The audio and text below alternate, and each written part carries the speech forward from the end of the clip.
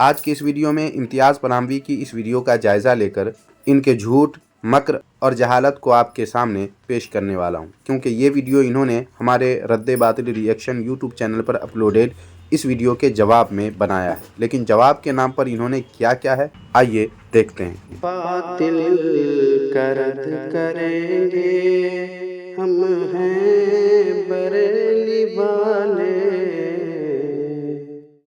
بانی دارالعلوم دیوبند سیدنا الامام الکبیر حضرت مولانا محمد قاسم نانوتوی رحمہ اللہ تعالیٰ کے حفظ قرآن کریم کے عجیب و غریب واقعے کو لے کر خفتی رضا خانی نے ایک ویڈیو اپلوڈ کیا ہے، جس میں بتانے کی کوشش کی کہ دیکھو دیوبندی اپنے علماء کا مرتبہ کس طریقے سے بڑھا چڑھا کر کے بیان کرتے ہیں تاکہ عوام ان کی طرف ہو جائے اور ان کے علماء کے معتقد ہو جائے، اور بہت سارے الٹے سیدھے کمنٹس اس نے کیے۔ سامعین، دیوبندیوں کے اس ڈیجیٹل مفتی امتیاز پراموی نے لگتا ہے اپنی شرم و غیرت بیچ دی ہے، کیونکہ قاسم نانوتوی کو بانی دارالعلوم دیوبند اس نے کہا ہے، حالانکہ میں اپنی اس ویڈیو میں ثابت کر چکا ہوں کہ دارالعلوم دیوبند کے اصل بانی قاسم نانوتوی نہیں ہے، اور جس وقت دارالعلوم دیوبند کے لیے چندہ کیا گیا اس وقت قاسم نانوتوی دیوبند میں تھے بھی نہیں، بلکہ اس میں پڑھانے کے لیے، استاد بن کر پڑھانے کے لیے حاجی سید عابد حسین صاحب نے قاسم نانوتوی کو بلایا تو اس نے خود آنے کے بجائے کسی اور کو بھیجا۔ پھر بھی ڈیجیٹل مفتی امتیاز پراموی نے قاسم نانوتوی کو کمال بے غیرتی سے بانی دارالعلوم دیوبند کہا ہے، شرم ان کو مگر نہیں آتی۔ تو اب سوال یہ پیدا ہوتا ہے سامعین کہ پھر یہ یعنی قاسم نانوتوی کس چیز کے بانی ہے؟ تو اس کا جواب ہماری اسی ویڈیو میں دیا جا چکا ہے، جس کو چپ چاپ اس ڈیجیٹل مفتی امتیاز وہابی نے ہضم کر لیا اور اس کا کوئی جواب نہیں دیا۔ سنیں کس کے بانی ہیں قاسم نانوتوی۔ دیوبندی فرقے کا بانی قاسم نانوتوی ہیں، جیسا کہ آپ ان کی زبانی سن سکتے ہیں۔ حضرت قاسم نانوتوی جو دیوبند مسلک کے بانی ہیں۔ تو سامعین، ثابت ہوا کہ قاسم نانوتوی دیوبندی فرقے کے بانی ہیں۔ سامعین، یہ بولنے والے دیوبندیوں ہی کے مولوی تھے، اور ان کی اس بات کی تائید زکریا کاندھلوی دیوبندی کے اس بیان سے بھی ہوتی ہے، جسے میں اپنی کئی ویڈیو میں پیش کر چکا ہوں، مگر اسے امتیاز پراموی نے کیا ہضم کر لیا خاموشی کے ساتھ۔ لیکن دارالعلوم دیوبند کا بانی نہیں ہے تو دارالعلوم دیوبند کا بانی کہا قاسم نانوتوی کو۔ پتہ نہیں یہ دیوبندی اتنا جھوٹ، وہ بھی فاش جھوٹ کیوں بولتے ہیں؟ لگتا ہے اللہ کی لعنت کے یہ دیوبندی وہابی لوگ عادی ہو چکے ہیں، اس لیے جھوٹ بول کر اللہ کی لعنت اپنے اوپر یہ دیوبندی لوگ برساتے رہتے ہیں۔ خفتی نے اپنے ویڈیو میں یہ ثابت کرنے کے لیے کہ دیکھو ان کتابوں میں لکھا ہے کہ 1 سال میں حفظ قرآن کیا ہے، اس سلسلے میں خفتی نے 2 ویڈیوز پیش کیے اور 2 کتابوں کے حوالے پیش کیے، ایک ملفوظات حکیم الامت جلد 11 صفحہ نمبر 60 اور دوسری کتاب ارواح ثلاثہ یعنی کہ حکایت اولیاء میں یہ واقعہ۔ اس کے بعد 2 کتاب ذکر اور اعتکاف میں مروجہ بدعات اور 20 بڑے مسلمان کے یہ حوالے پیش کر کے یہ ثابت کرنے کی کوشش کہ دیکھو اس میں لکھا ہوا 2 سال میں قرآن پاک حفظ کیا ہے۔ اب اس میں سچ کیا ہے، جھوٹ کیا ہے، اس طرح کی باتیں کہی ہیں۔ سامعین، یہاں بھی اس وہابی امتیاز پراموی نے جھوٹ سے کام لیا ہے، کیونکہ آپ ہمارے چینل پر اپلوڈیڈ اس ویڈیو کو جا کر دیکھ لیں کہ اس میں 2 ویڈیو اور 6 کتابوں کے حوالے پیش کیے گئے ہیں، مگر امتیاز وہابی نے جیسا کہ آپ نے سنا کہ کل 4 ہی کتابوں کے حوالے اس ویڈیو میں ہونے کی بات کی۔ دراصل ویڈیو کے آخر میں ہم نے جس کتاب کا جو حوالہ پیش کیا ہے سامعین، اس سے دیوبندیوں کا ایک اور جھوٹ واضح ہوتا ہے۔ لگتا ہے اسی لیے اس حوالے کا ذکر انہوں نے امتیاز پراموی نے نہ کرنے میں ہی اپنی بھلائی سمجھی، کیونکہ اگر ذکر کر دیتے تو پھر اس کا جواب دینا پڑتا، جس سے ان کا دامن علم و فہم خالی ہے، اس لیے اسے بڑی چالاکی سے ہضم کر لیا۔ اور وہ تیسرا حوالہ انشاءاللہ تعالی بوقت ضرورت آگے پیش کروں گا۔ اب سنیں جواب کے نام پر یہ وہابی امتیاز پراموی کیا کہہ رہے ہیں۔ اس کا بہترین جواب صوالح قاسمی، مصنف ہے حضرت مولانا سید مناظر احسن گیلانی رحمہ اللہ تعالی، جلد نمبر 2 صفحہ نمبر 213، حفظ قرآن کی نعمت عظمیٰ۔ اس میں صرف حج ہی نہیں، یہ حج کی بات چل رہی ہے۔ آگے فرماتے ہیں گویا کہ یعنی قرآن کے حفظ کی دولت گرامایا سے بھی انہی جہادی دنوں میں آپ سرفراز ہوئے۔ اگرچہ آپ کے حفظ قرآن کے متعلق یہی مشہور بھی ہے کہ آپ اسی پہلے حج کے موقع پر جہاز میں روزانہ 1 پارہ یاد کر کے تراویح میں سنایا کرتے تھے، یہی بات مشہور ہے۔ تو اگر کسی نے یہ کہا ہے کہ ایک ایک پارہ ڈیلی یاد کیا کرتے تھے اور ایک مہینہ میں حافظ قرآن بن گئے، تو یہ بھی درست ہے کیونکہ یہ مشہور روایت ہے۔ فرماتے ہیں خاکسار نے بھی، یعنی علامہ مناظر حسن گیلانی رحمۃ اللہ علیہ نے بھی بعض کتابوں کے حوالے سے اپنی کتاب نظام تعلیم و تربیت میں بھی یہی نقل بھی کر دیا ہے۔ مطلب یہ سامعین کہ اس جھوٹ کو کہ قاسم نانوتوی نے ایک ہی رمضان میں ایک ہی سال قرآن مجید یاد کر کے تراویح میں سنا دیا، یہ صرف مشہور نہیں ہے جیسا کہ یہ بتا رہے ہیں، یہ صرف مشہور نہیں ہے بلکہ کئی کتابوں میں مذکور ہے، جن میں سے 3 کتابیں تو میں خود پیش کر چکا ہوں اپنی پہلے والی ویڈیو میں۔ اس کے علاوہ اور بھی جانے کتنی کتابیں ہیں جن میں یہی جھوٹ دیوبندیوں نے لکھ کر پھیلایا ہے، جس کے نتیجے میں خود سوانح قاسمی کتاب لکھنے والا دیوبندی مناظر احسن گیلانی بھی دھوکے میں آ گیا۔ کیوں؟ جب کتابوں میں، وہ بھی معتبر کتابوں میں، دیوبندیوں نے یہی جھوٹ لکھ کر پھیلایا تو ان کتابوں میں پڑھ کر دھوکہ تو کھانا ہی تھا، اور یہی دیوبندیوں کا مقصد بھی ہے۔ اس لیے انہی جھوٹی باتوں والی کتابوں کے حوالے سے اس دیوبندی مناظر احسن گیلانی نے بھی اپنی کتاب میں لکھ دیا کہ ایک ہی سال رمضان میں قاسم نانوتوی نے قرآن مجید حفظ کر لیا، مگر جب اس دیوبندی نے اس بات کی تحقیق کی تو معاملہ کچھ اور ہی نکلا۔ مگر کیا؟ سنیے اسی کتاب میں کیا لکھا ہوا ہے۔ لیکن واقعہ کی صحیح اور تفصیلی شکل وہی ہے جس کا ذکر مصنف امام نے فرمایا۔ انہوں نے براہ راست حضرت کا بیان نقل کیا ہے۔ کیا نقل کیا ہے؟ فقط 2 سال رمضان میں نے یاد کیا ہے، اور جب یاد کیا پاؤسی پارہ کی قدر یا کچھ اس سے زائد یاد کر لیا۔ بظاہر رمضان کے یہ دونوں مہینے اسی زمانے کے ہیں جب حکومت کے وارنٹ کی وجہ سے انزوائی زندگی کا موقع آپ کو مل گیا تھا۔ اس زمانے کا بہترین مشغلہ یہی ہو سکتا تھا کہ جس کی راہ میں یہ سب کچھ کیا جا رہا تھا اس سے مکالمہ و مناجات کا سلسلہ جاری رکھا جائے۔ اسی عرصے میں حج کا سفر پیش آ گیا۔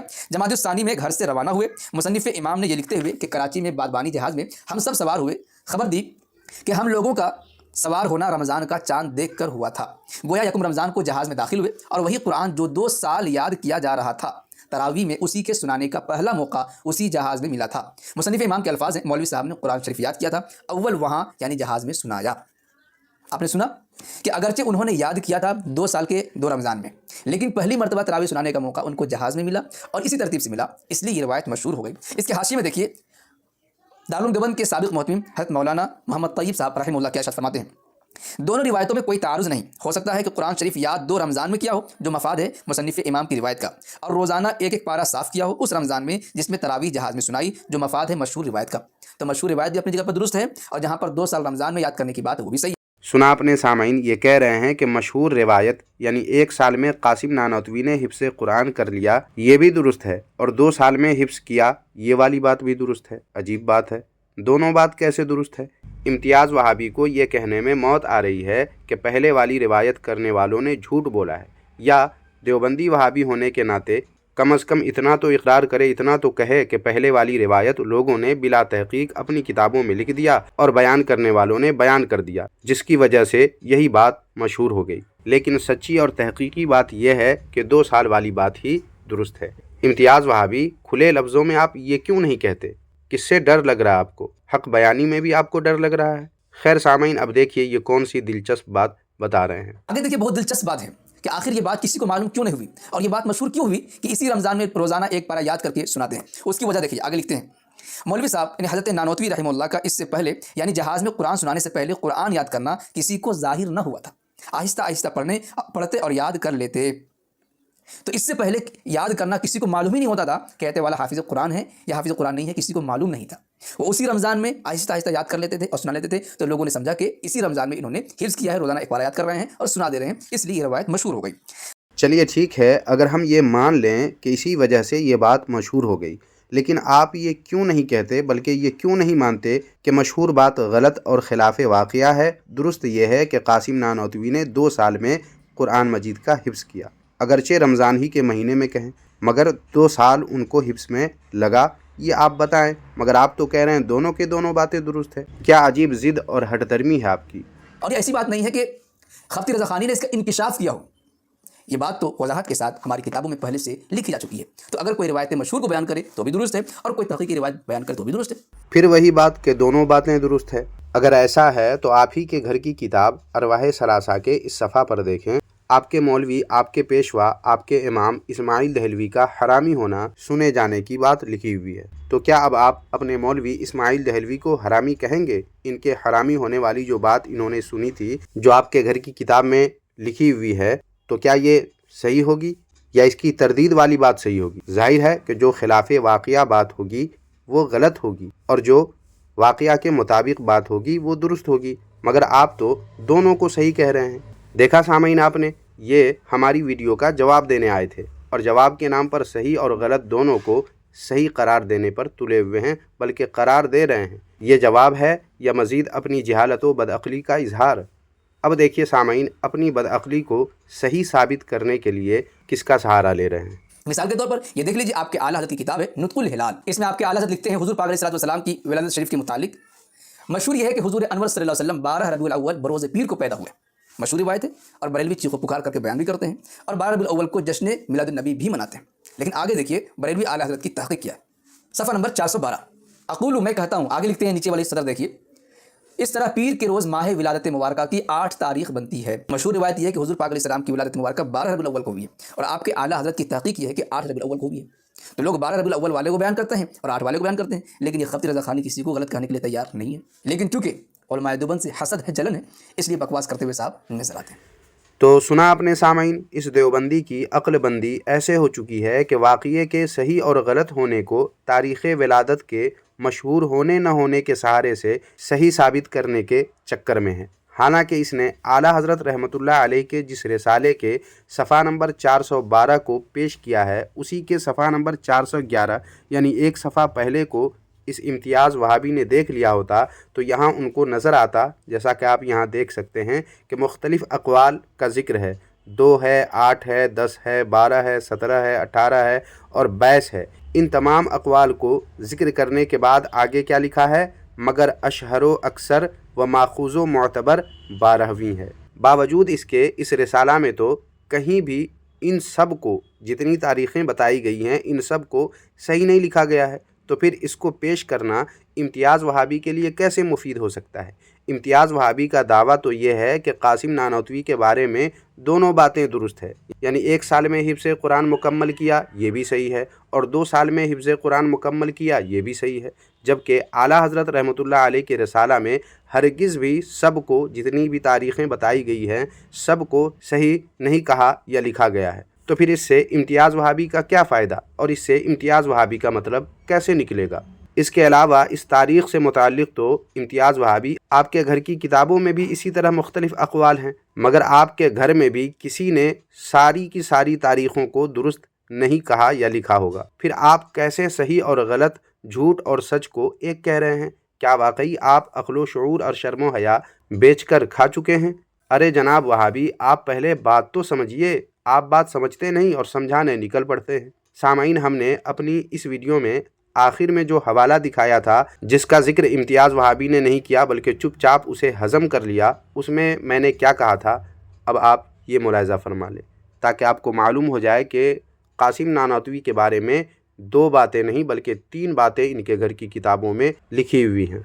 لیکن سامعین و ناظرین، جس طرح یہ جھوٹ ہے کہ قاسم نانوتوی نے 1 سال 1 رمضان میں قرآن مجید یاد کر لیا تھا، بالکل اسی طرح یہ بھی جھوٹ ہے کہ 2 سال 2 رمضان میں قرآن مجید قاسم نانوتوی نے یاد کر لیا تھا۔ جی ہاں، یہ دونوں باتیں جھوٹ ہیں، بلکہ سیاہ جھوٹ ہیں۔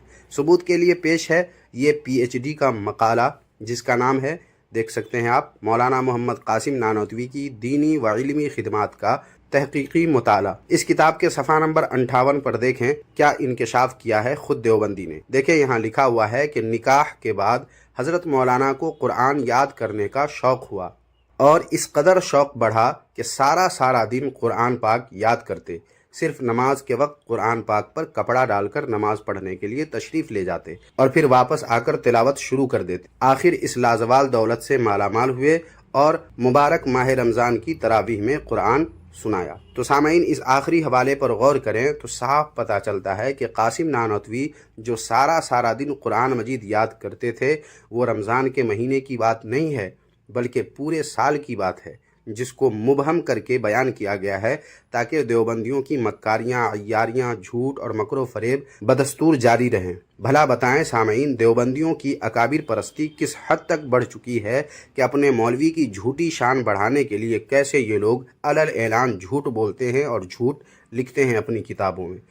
تو معزز ناظرین، حقیقت سے آپ واقف ہو چکے ہوں گے۔ اب انشاءاللہ رضا خانی کے اعلیٰ حضرت کے حفظ قرآن کے سلسلے میں بریلویوں نے جو عوام کو دھوکہ دیا ہے، جو گمراہیاں پھیلائی ہیں اس پر جب انکشاف کروں گا تب دیکھیے گا یہ کیسے لوٹتے ہوئے نظر آتے ہیں، انشاءاللہ سانپ کی طرح لوٹتے ہوئے اور سگ کی طرح بھونکتے ہوئے نظر آئیں گے۔ کیوں؟ کیا آپ نے قاسم نانوتوی کے بارے میں نے جو حقائق پیش کیے ہیں اس پر آپ کیا سانپ کی طرح لوٹ رہے ہیں اور سگ کی طرح بھونک رہے ہیں؟